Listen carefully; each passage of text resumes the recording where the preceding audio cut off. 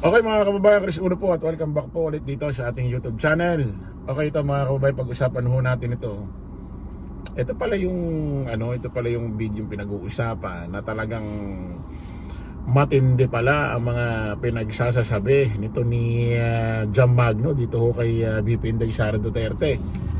Kung dati ho, itong si Jam Magno ay nagpahinga sa usaping politika, then bumalik. Pero hindi siya active magbigay ho ng mga opinion, analyze, or hindi siya active criticize. No? Dito ho sa nagdaang administrasyon Duterte. Minsan naman nagki-criticize siya pero wala siyang mga pinapangalanan, no? Pero ngayon mga kababayan, nagbigay ho siya ng talagang matinding pahayag ho rito kay VP Inday Sara Duterte. Na kung saan ay talagang real talk. Ha?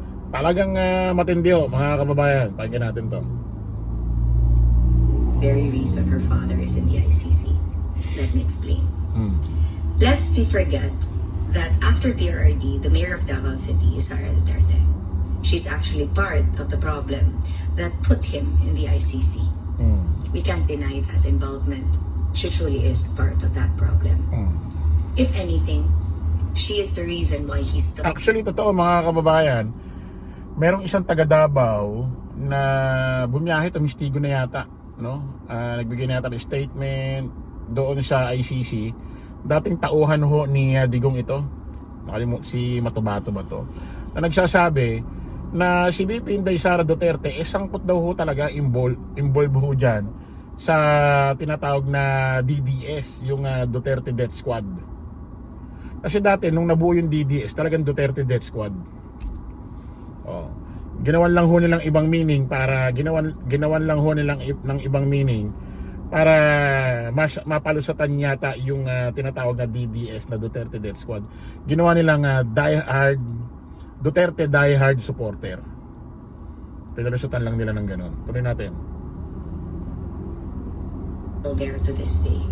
She is partly the reason why, or not really partly, but hugely responsible for why he's there and not here with us. And that's what I do not want to support. I do not want to support a wannabe like Sara Duterte. I don't want her to make us all believe that if she is going to be president, we're gonna enjoy the golden years of having another Rodrigo Duterte. Because she's never going to be that. Let me remind all of you that Sara Duterte caused PRRD's demise in the ICC. Why? She didn't behave. She insulted the very people that was supposed to help her. Sino namang tanga na tutulong pa kung iniinsulto mo sila, di ba? Let me remind you that kaya ka nga tumakbo as Vice President, kahit ginusto namin na... Totoo nga, yan nga yung sinasabi natin dati sa mga nakaraang live pa natin, nakaraang taon pa eh. Kasi dati si Pangulong Bongbong Marcos ay nagsabi na hindi niya hayaan yung ICC makapasok dito o makialam dito sa atin, ano? At pati ito si Bato de la Rosa, sabi niya kahit isang hibla ng buhok ni Bato de la Rosa hindi ho dadapuan or mahihiblahan ng ICC. Totoo yung pinangako lahat ni Pangulong Bongbong Marcos yun dati. Ang problema, yung pangako na yun, hindi naman para sa mamamayang Pilipino, para sa kanila. Bago nagbago isip. Paano hindi magbabago isip? Winawalang niya nyo. Winawalang niya nyo. Ano yun? Ibig sabihin, winawalang niya nyo na si Pangulong Bongbong Marcos. Kung ano ang mga sinasabi nyong paninira. Tapos maprotektahan niya si Digong. Ano yun? Ano yung banal? Natural magbabago isip niyan. Kasi nga dapat bago kayo sumira sa administrasyong Marcos, bago nyo pinagbababanatan, sinira, niyurakan si Pangulong Bongbong Marcos, dapat wala kayong dumi, wala kayong butas, wala kayong mga pwedeng ikaso sa inyo. Ikaso ang dami. Di ba? Tuloy natin. Maging presidente ka kasi ayaw mong i-inherit ang legacy ng tatay mo. Tapos ngayon, gagamitin mo para sa sympathy vote. Because wala ka naman talagang ambag, girl. So, what law have you created? How many lives have you changed because you did something? Totoo naman yan. Talagang nagagamit na ho, nagagamit na ho si Digong ng kanyang mga anak. Especially to si VP Inday Sara Duterte. Parang napapasarap no? Parang ang nangyayari, nagagamit nila ang pagkakakulong ng tatay nila para sa kanilang ambisyon sa politika.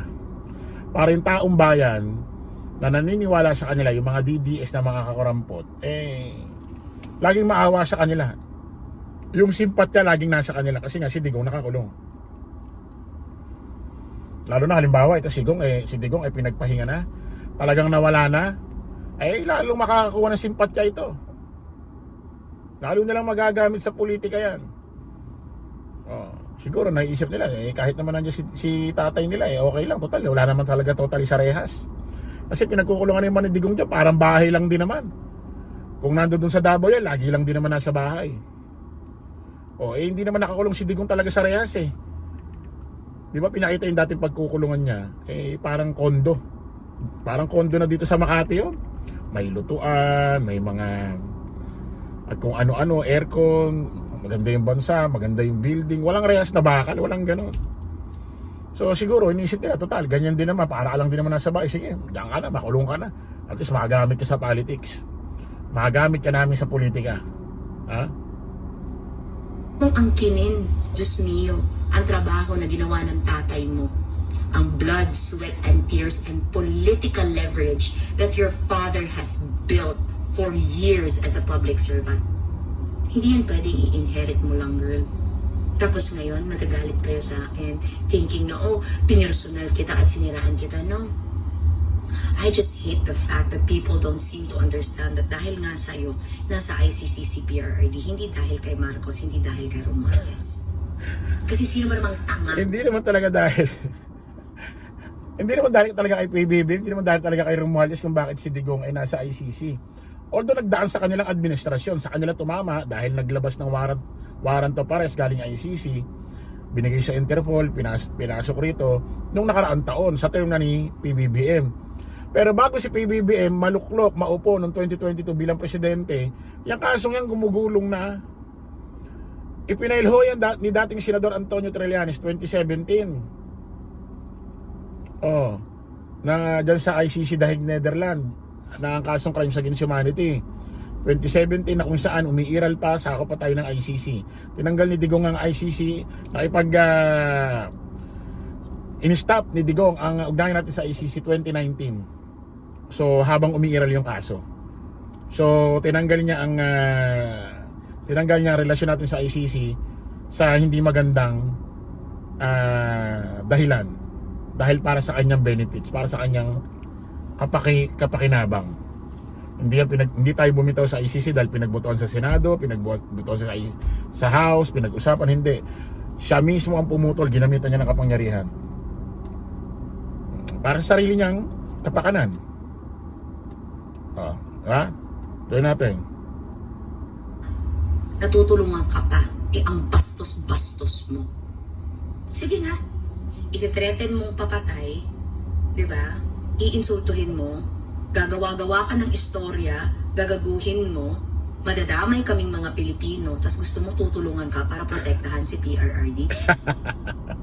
Kanya yung pinupuit pa rin natin nakaraang taon. Habang ginagago niya, sinisiraan, minumura niya si PBBM, ililigtas niya si Digong. Kaya nga sabi ko, dapat nung naupo si PBBM, nagpakabait kayo. Lalo na si Digong, dahil alam niyang marami siyang iniwang kalat dahil nagkaroon niya ng EJK. Dapat din yung nilabanan yung administrasyon. Kung gusto niyo talagang labanan, dapat siguraduhin niyo malinis kayo. Walang po pwedeng ipanggante o ipambutas sa inyo. Kaso meron Ang daming kaso na po pwedeng nagagalawin lang So paano kayo po proteksyonan? Ngayon pag sinabi naman, may nagsabi na Chris Ulo, kahit naman dati ng kaso yan ni Digong, ipinalit ni dating Senador Antonio Trillanes 2017, na kay PBBM pa rin naman kung papahuli niya si Digong or hindi. Tama, totoo yan, may kapangyarihan siya para hindi iparesto si Digong. Kaso nga lang mga kababayan, pinaliwanag na ni PBBM yan kung bakit hindi kinakailangan isnabin ang Interpol na may bitbit ng warrant galing ICC papunta kay Digong. Kasi nga magkakaroon tayo ng problema sa hinaharap sa susunod na henerasyon. Bakit? Kapag ka hindi tayo naipagtulungan sa ICC ay sa Interpol para madampot si Digong, ang mangyayari niyan sa mga susunod na taon, kapag may mga wanted dito na nagpunta sa ibang bansa na tayo naman ang hihingi ng tulong sa Interpol na halimbawa hulihin nyo si ganyan, hulihin nyo si ganito, baka hindi na tayo sundin, hindi na maipagtulungan sa atin. Ang mangyayari niyan, lahat ng wanted dito ay maglalakas loob na magtago sa ibang bansa dahil alam nila wala namang huhuli sa kanila na international police. Hindi na makikipagtulungan sa atin. Nagpunta kami dyan. Uhuli namin si Digong. Makikipagtulungan kami sa inyo. Bitbit namin ng warrant galing ICC. Hindi nyo kami tinulungan. Bahala na rin kayo sa problema nyo. Hindi namin kayo tutulungan. So magkakaroon ng impact. Magkakaroon ng tawag doon? Collateral damage. So iniisip ni Pangulong Bongbong Marcos yung hinaharap. Naintindihan nyo? Kasi yun dapat ang trabaho mo, Inday. Yun dapat ang trabaho mo, na protektahan si PRRD kasi alam mo na mangyayari talaga to lahat. Sinisiraan na ng pamilya, nakisali pa siya. Imbis na siya yung maging tagapatay sunog. Ang problema kasi rito, Jam Magno, itong mga Duterte na ito, sumugal. Akala nila, mapapababa nila si Pangulong Bongbong Marcos. Akala nila matutulad kay Erap na makakadalawang taon lang. Then i-cover ni BP Inday Sara Duterte yung 4 years na matitira ni PBBM. Then sa 2028 pipilitin ulit nila manalo bilang presidente si BP Inday Sara Duterte dahil hindi naman siya elected na presidente, nag-turnover lang siya dahil si Pangulong Bongbong Marcos halimbawa natanggal. So mananalo ulit siya ng 2028. Ang mangyari, magiging presidente si BP Inday Sara Duterte ng 10 taon, parang kay Gloria Macapagal Arroyo. At sapat na yun para maproteksyonan lahat ng kanilang mga kagrupo sa iba't ibang kaso. So, one time, big happy family. And then, take 2. Action! One time, big happy family. Tuloy natin. Pero yun nga, ang hindi alam ng mga Pilipino, ginawa mo to lahat kasi gustong-gusto mo talaga na nasa ICC siya para maggamit mo pa siya. Because as a good father to you, na bumabawi, kasi yun naman talagang ginagawa ni PRRD ngayon, bumabawi siya sa mga nagawa niya sa mga anak niya. At alam namin lahat yan. Alam ko yan. That's why I will never support. Grabe ka naman, Jam Magno. Ibig sabihin, parang lumalabas mas gusto na ni BP Inday Sara Duterte manatili niya si Digong para magamit sa politics. Para lagi yung presensya, para lagi lahat ng ng taong bayan sa kanya, ano tawag doon, simpatya, lagi nasa kanya. Parang sinasabi mo naman, di mahal ni BP Inday Sara si Digong. Jam Magno. Tuloy natin. Pero nakakapagtaka tulad ng sinabi ko live kagabi ang daming umiiyak artista, sila Robin Bongo, Bato, mga DD shit na mga kung sino-sino dyan sa dahig at sa iba't ibang bansa. Bukod tanging si BP Inday Sara Duterte, napagtanto ko kagabi, sabi ko kahit kailan hindi ko man lang nakita ng lungkot, mamugto-mugto mata, mangyak-ngyak habang ini-interview ay yung tatay niya nadala sa dahig. Kahit nung nakaraang taon pa nung March, kahit kailan wala, di ko nakitang umiiyak to. Wala. Tuloy natin. Support you as president because I really will not support a wannabe Rodrigo Duterte. Because there will never be another Rodrigo Duterte. You will never have his heart because that's what you don't have, Inday. You don't have the heart to serve the people. I met you, remember? You are as frigid as your black dress from yesterday. All starch, no heart. You are rayon. You're not cotton. Diba? You think na galit ako, na dapat matakot ako when you're president. Girl, you are an abomination if the Filipino people will elect you. It will be a reflection of the Filipino taste. Diba? We aim for a Rodrigo Duterte but we'll just settle for a Sara just because she shares a family name. How sad. Hindi naman ako galit sa'yo sa personal na reason. Siguro naiinsulto kasi how can I support a president kung alam kong mas matalino ako? And girl, kaya kong mag-extemporaneous na wala akong binabasa. Kaya kong maging coherent, maging kalmado, Lalo na pag tinatanong ako sa trabaho at responsibilidad ko, anong ginagawa mo?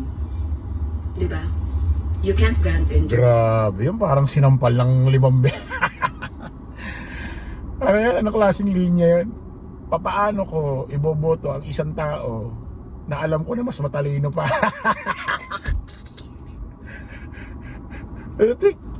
Parang sinampal. Paano ko iboboto ang isang tao na alam ko na mas matalino pa ako? What the... Tapos hindi ro kaya magpaliwanag, ganito ganyan.